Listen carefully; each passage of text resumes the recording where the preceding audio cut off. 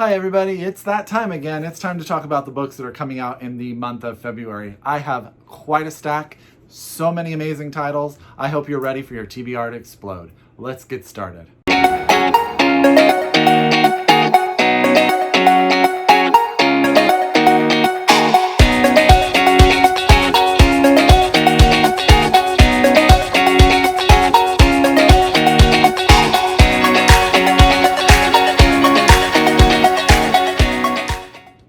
Hi everybody and welcome back to my channel. It's Russell with Ink and Paper Blog. How are you doing today? I hope you guys are doing very, very well. I hope your reading is going just amazing. It is the second month of the year and there have been so many amazing books to come out already.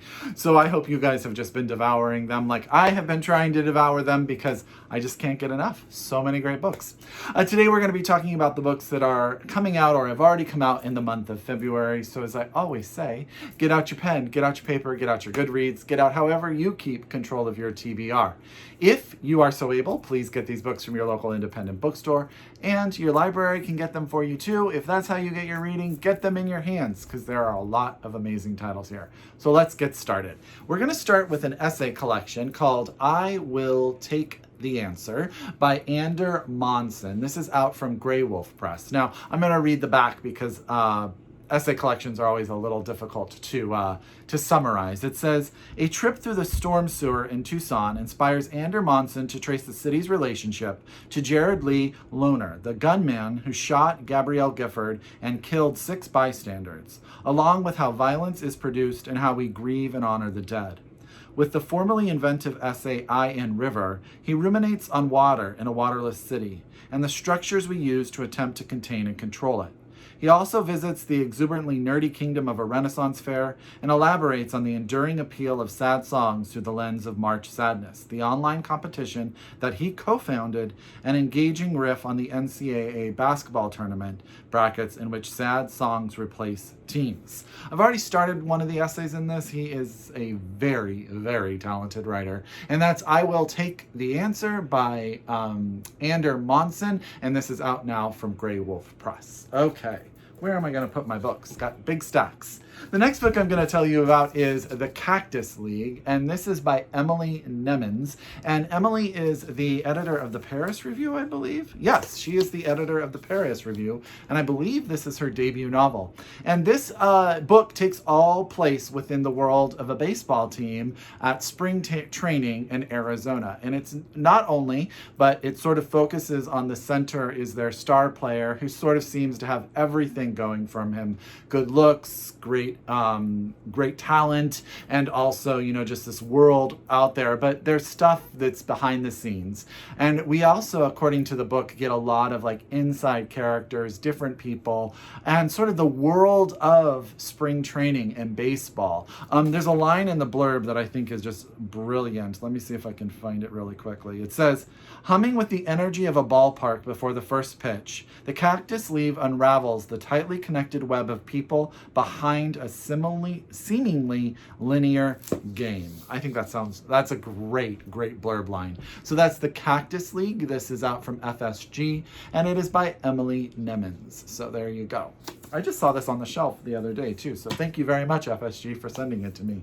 The next book I'm going to tell you about, actually, I am really, really excited about this one just because it sounds like it's going to be trippy, and that's The Town by Shaun Prescott, and this is also out by FSG. I gotta say, FSG, MCD, FSG as well, they do treat me very, very well, so thank you guys very, very much. The Town is the story of an unnamed little town in the outback of Australia, sort of a symbol for all of the towns that are like this, a town where nothing exists anymore, very roads to nowhere, very little in it, and a writer goes to this town to sort of see how the Australia and the world is sort of strangling these towns out of existence.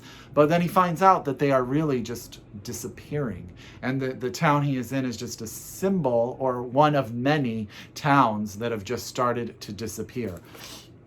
And it says that, that they not only disappear sort of in no one goes to them anymore. They disappear from memory in the general sort of populace mind. You know what I mean? Does that make sense? I think that sounds really, really interesting. So this is The Town by Shaun Prescott, and again, out now from FSG.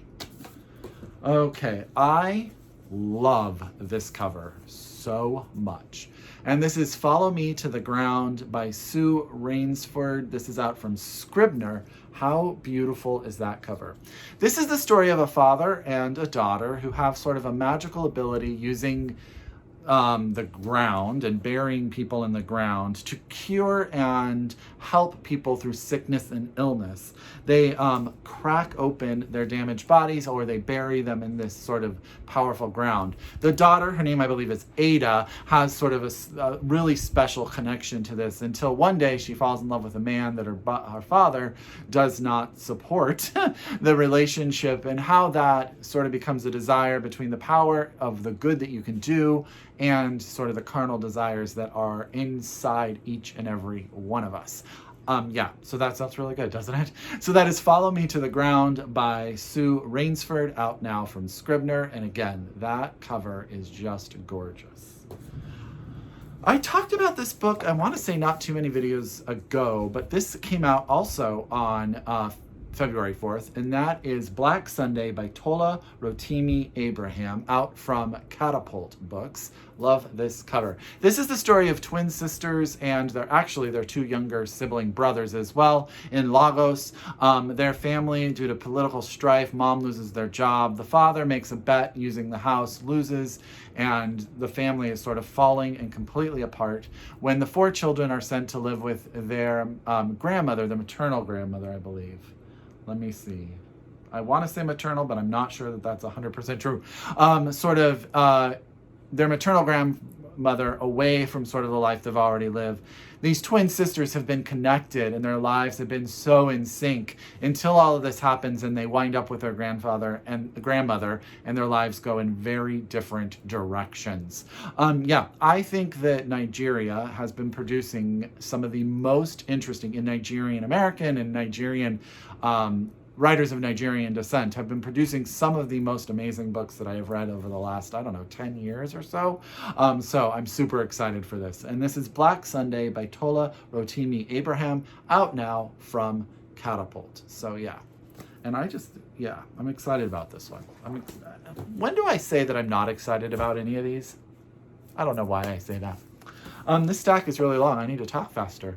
This is Everywhere You Don't Belong by Gabriel Bump. This is out from Algonquin Books. This is the story of a young boy in Chicago. He winds up, let's start that over. He's a young boy. He's raised by his civil rights era grandmother, really brought up to sort of fight for the system, fight for what is right. And a protest goes on in his community, and it sort of causes a lot of strife, and he runs away basically to college in an attempt to get away from that, only to find out that you can never flee where you come from or who you were raised by. So yeah, I'm super, I saw a video, I believe, of the author, was really, really impressed. So I'm really, really excited to dive into this one. So that's Everywhere You Don't Belong by Gabriel Bump, out from Algonquin Books. I have a feeling I'm going to have some falling over happening. A book that I've actually already read one of the essays in, and that's the Toni Morrison Book Club. This is by, it's a collection, so it's by Judah Bennett, Winifred Brown Glaude, Cassandra Jackson, and Piper Kendricks Williams. And it is a collection of academic essays regarding the work and effects of the work of Toni Morrison. This is put out by the University of Wisconsin Press. Thank you very much. Support your local university presses. They produce some really amazing work. The first part of this is brilliant. So I love books that are essays on literature, and I love books that dive into authors that I'm totally obsessed with. And you guys know I'm obsessed with Toni Morrison. I think she is I'm going to say I think she's the greatest American writer, in my opinion. We all have different opinions, but to me, she has produced the most varied and important work. And that's the Toni Morrison Book Club by Judah Bennett, Winifred Brown Glaude, Cassandra Jackson, and Piper Kendricks Williams. And this is out from the University of Wisconsin Press. Okay. Next is a book that in the UK needs no introduction, but just came out here in the US, and that's Things in Jars by Jess Kidd. Now, I actually have an arc of this as well, but it was my Book of the Month Club pick as well. So I'm showing you guys that one. This cover is so beautiful. So beautiful. Now, Things in Jars is the story of a Victorian detective, a woman. I love that it says here she's a flame-haired, pipe-smoking detective extraordinaire. And she has been put on the case to find the missing daughter that no one knew he had of a Sir something. I don't remember his name. Let me see if I can get it. Sir Edmund Alliston Berwick. And she, the young girl who has gone missing, is reported to have mysterious powers of some sort. And what happens is as she, as the main character, our detective, is investigating and trying to find this young woman, she meets all of these characters, which Jess Kidd does sort of periphery characters better than just about anyone. And she meets all these people, and as she dives into these secrets, she learns secrets about herself, just what Jess Kidd does brilliantly. She connects it all together. I am really looking forward to this one. I need you to just sit down and read it. That's Things in Jars by Jess Kidd. I want to thank Atria Books because they did send me a pre-copy of this one, and Book of the Month Club. Not supported, not sponsored, but I support. Okay. Last but not least, on July, I'm ready for the year to be half over. February 4th is this YA novel, What I Want You to See by Catherine Linka. And this is out from Freeform Books. This is the story of a young girl who has gotten into an art school and is just fleeing a horrendous last year of high school. She gets to art school with this desire and this hope that it will change sort of everything that has occurred. And she is infatuated with this one professor that she hopes will take her under his wing. And he does not treat her well. He picks her apart and basically tells her if she doesn't get better, she will lose her scholarship. And then she meets another student, a graduate student, I believe. Yes, a graduate student who sort of starts to help her delve into her mentor, the man she wants to be her mentor, by looking into a piece of art that he sold sight unseen. And as they sort of dive into it, the secrets that are told. I think it sounds pretty fun. And that's What I Want You to See by Catherine Linka, out from Freeform Books. That cover's pretty great too. Yeah, cool. Okay, next we are on to February 11th. I only have a few books that are coming out on this day. One is the short story collection, I Know You Know Who I Am by Peter Kispert. This I've already talked about a couple of times. This collection focuses on the ideas of telling the truth and telling lies, and how when we tell lies, they sometimes come back to bite us, and we have to deal with the repercussions of said falsehoods. As my mom would say, don't be a fibber. It's never good to be a fibber.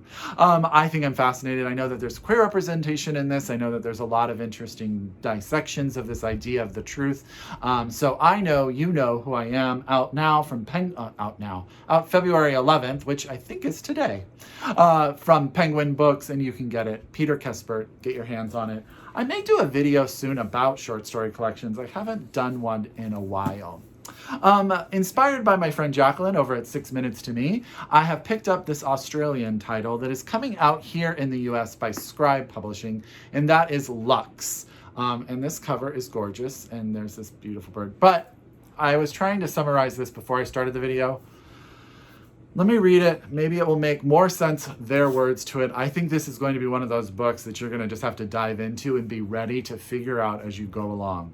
David wants Bathsheba. Henry too must have what he wants. He wants Anne, a divorce, a son.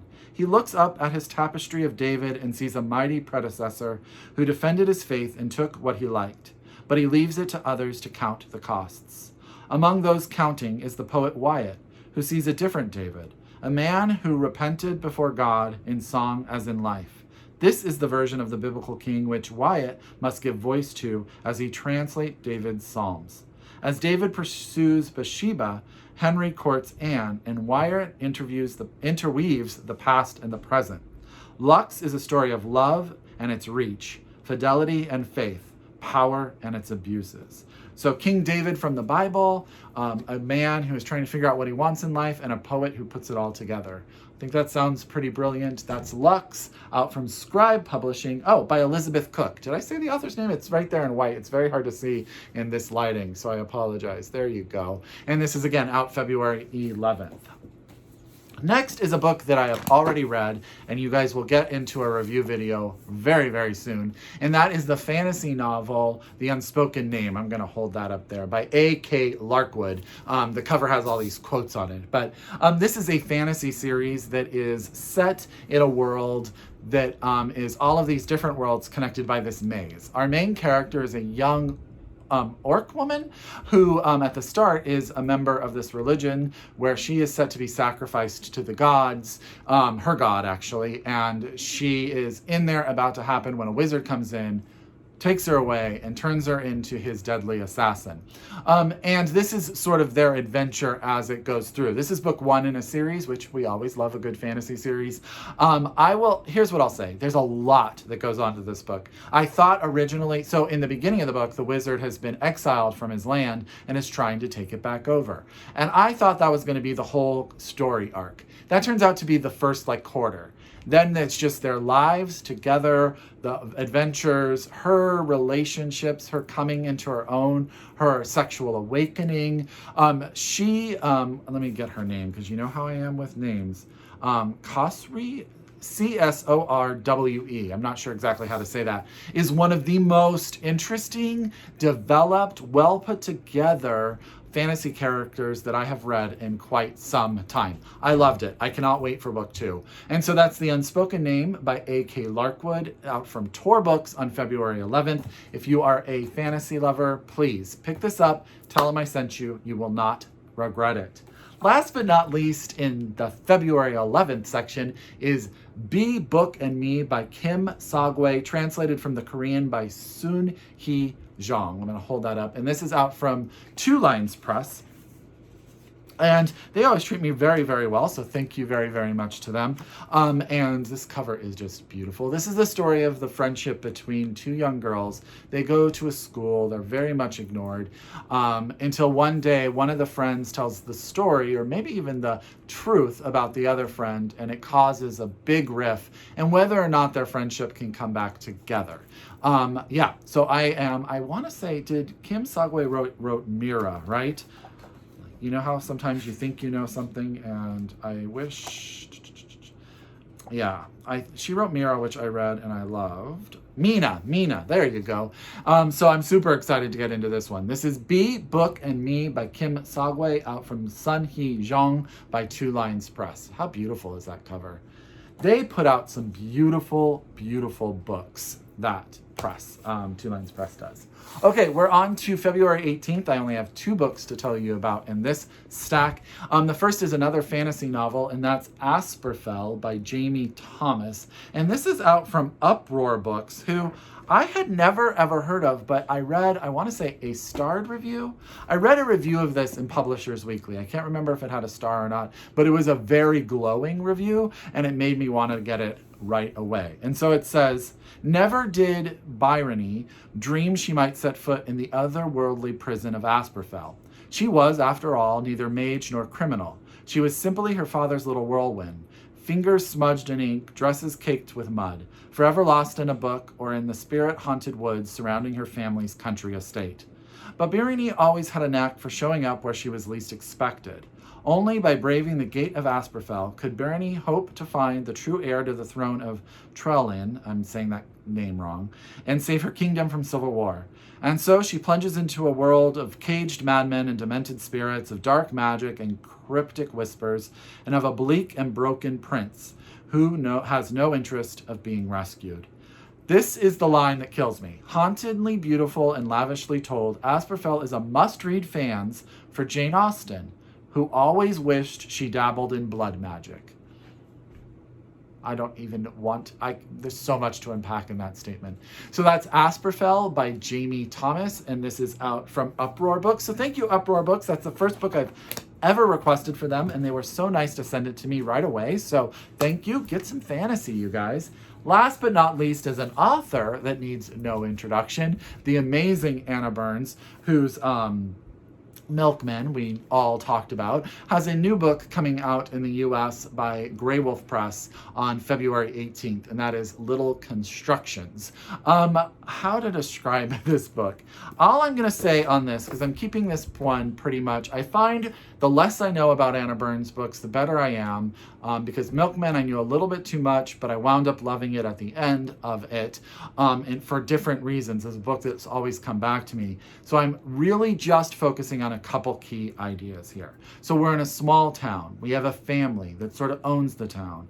They're close-knit and they're criminals, but there's also victims within the family. They have run of the place, but the patriarch is starting to diminish in power. His time as the leader appears to be over. Things happen. A crazy crime happens. That's all I'm going to say, because I think for me, I just want to dive into an Anna Burns book with little to no knowledge. But I hope that that's enough to entice you guys to pick it up. So that's Little Constructions by Anna Burns, out on February 18th from Graywolf Press. So I'm not going to try to hold all these up because that would be impossible, but I hope every single one of them made it on your TBR. As always, if you are a return subscriber, I thank you so very, very much. If you are new to my channel, I hope that you like this video, you stay around. I talk books. I talk books a lot. As always, I encourage you to read globally, shop locally, and until next time, I wish you happy reading. Bye!